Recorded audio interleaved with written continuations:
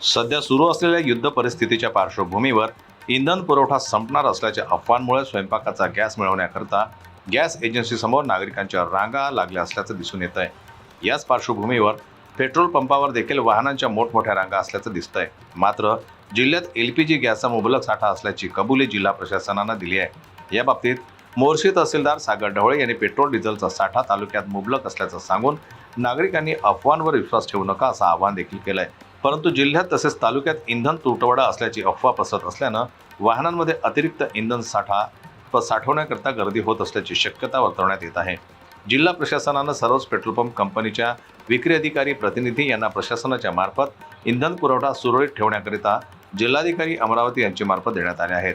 मोर्शी तालुक्यात कुठल्याही प्रकारचा इंधन तुटवडा नसल्याचं सांगून नागरिकांनी कुठल्याही प्रकारच्या अफवावर विश्वास न ठेवण्याचं आवाहन तहसीलदार सागर ढवळे यांनी नागरिकांना केलंय। गाड्या बनवून पैसे पूर्ण द्या, घरपोच द्या।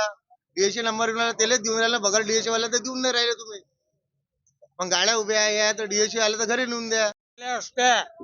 एवढी लाईन राहिली नसती तर गर्दीच राहिली नसते। गाड्या बंद आहे म्हणून गर्दी आहे।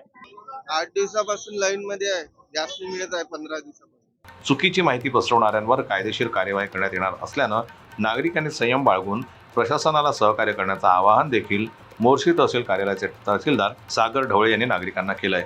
जिल्हा प्रशासन, पोलीस प्रशासन तसंच ऑइल कंपन्या जिल्ह्यातील LPG गॅस सिलेंडरचा साठा पुरेसा उपलब्ध ठेवण्याकरता कटिबद्ध असल्यानं गॅस एजन्सीसमोर अनावश्यक गर्दी टाळण्याचं देखील प्रशासनाकडून सांगण्यात येत आहे। जनमत लाईव्ह न्यूज करता मोर्शीहून सोमेश्वर शहाणे यांची रिपोर्ट।